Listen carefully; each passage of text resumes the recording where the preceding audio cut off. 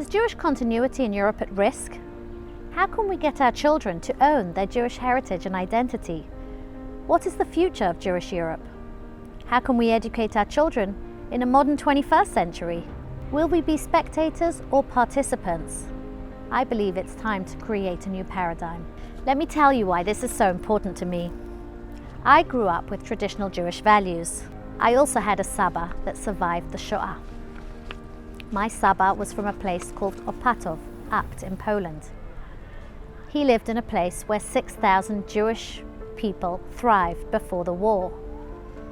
The only people left to tell the story of Apt are the ones who were taken away for work right at the beginning of the war. Opatów was absolutely decimated in the war, and my Saba lost his entire family. As I walked around Opatów, I was able to trace some of the places from his written living testimony. The most remarkable thing about Opatów was that there wasn't so much as a plaque to commemorate the Jewish life that was there before the war. It was like they had been eliminated from the world. They've been deleted from the memory of the world. I believe that when individuals are celebrated, we can find ways to build community. I'm Tal. I cherish my Judaism, and I think that we shouldn't need the world to remind us that we're Jewish. I think it should be an essential part of our identity.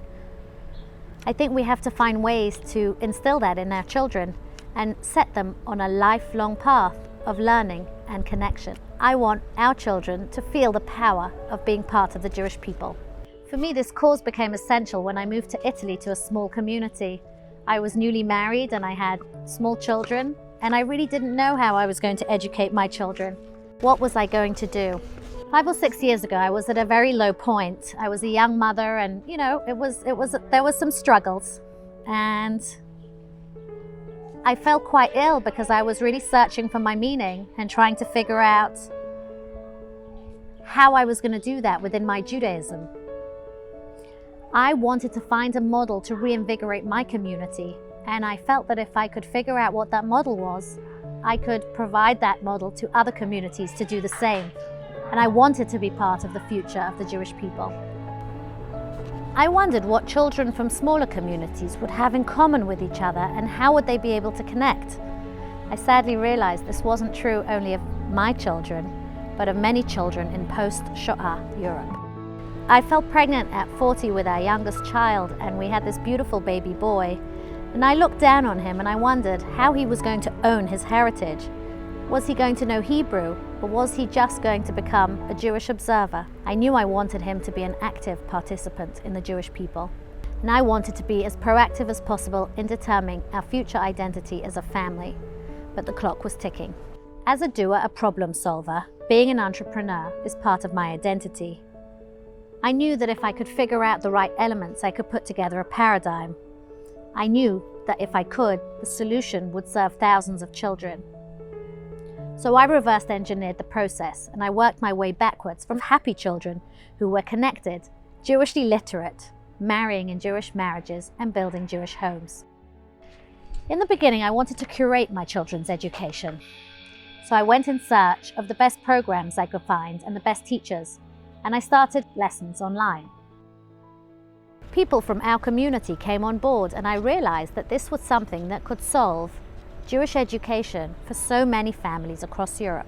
As time went by, I realized there were so many children in Europe, or even on the same time zone as us, who could benefit from this high level of education. So I set in motion a paradigm to revolutionize Jewish education in Europe. When I grew up, I inherited my heritage from being part of a larger community. It helped inform my sense of connection to the broader Jewish people. It led me to think, what are the markers for building and retaining identity? How was I going to overcome this challenge of children in smaller communities with no large community around them?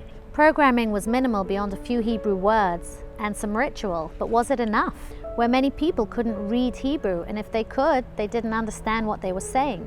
I realized that if my paradigm was going to hold any importance at all, it needed to be relevant to modern life. How were we going to provide our children with the skills to set on a lifelong path of Jewish learning and connection? The Shoah shadows much of life in Jewish Europe today. But I believe our future should be stronger than our past. Some people today attend shul because they feel a responsibility to their ancestry. Will we still want to connect to our community? Is active participation key to Jewish life thriving in Europe? I wondered if at the level of Jewish peoplehood, this was an opportunity for Jews from anywhere to connect in language and in culture.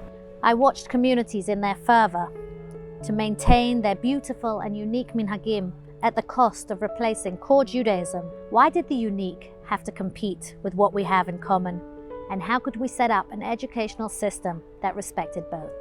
So I established the Zehud Online Jewish School so that children can join our community and receive an education that is foundational and skills-based. We spare no resource in creating and acquiring the best programs we can find, and we source the most experienced teaching staff that is available.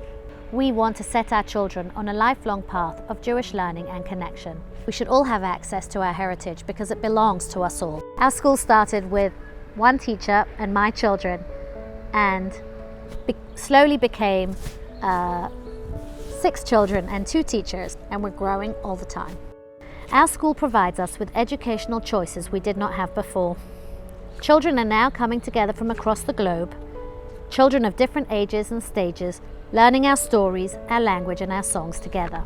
I'm very proud of my students, and I'd like to tell you a little bit about some of them. We have a little boy who lives in a village with no community. He has wonderful parents, and he registered to our school some time ago.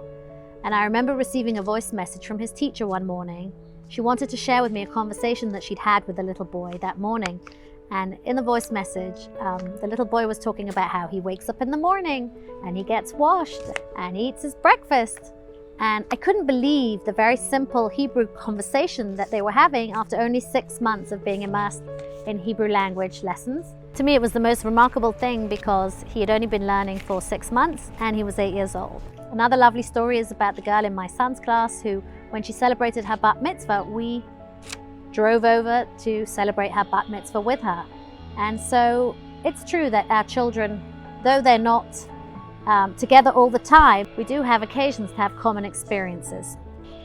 As my babies grew, our 3 children became trilingual quite by accident. Any song they learned, they sang in the shower, and any story they heard, they repeated in context at a later time. Language is so remarkable. We welcomed Jews from all different walks of life at our Shabbat table, and we realized how culture is rooted in language, and language isn't just how we speak, but it's how we think. How many children are there living out in different environments without access to high-quality education? At a click of a button, their lineage and continuity can come alive. No Jewish child should be far away from their essence. You can be anywhere today and provide your kids with a Jewish education. Our children log into classes each week in Hebrew, the festivals, Torah, Tefillah, the weekly portion, and now also Mishnah. Currently we offer grades 1 to 6, and we open a new class every year. The end result is that our children are speaking Hebrew. They are making social connections. When the Chagim roll by, they are full participants in the festival. When Shabbat comes by, they can speak intelligently about the weekly portion. As the founder of the school, this means everything. I want to stop for a moment and bring you back to the town that I was in. The children of Opatov were stamped out. They did not have the opportunity to verse their children in Hebrew or to teach them Manishtana. Our school is there to ensure that no Jewish child is erased. I know with the knowledge that's being acquired today, my children's Jewish identity can thrive in any environment. I see a world where every Jewish family who wants an education can have one. And I believe there'll be many more Jewish families that will want to participate more fully in Jewish life. I know that it can be hard to create an out-of-the-box solution, but if you or anyone in your family desire to become a fully participating member of the Jewish people, I implore you to do so. Join the revolution of the Jewish education in Europe. We are taking the future in our hands to create a new world.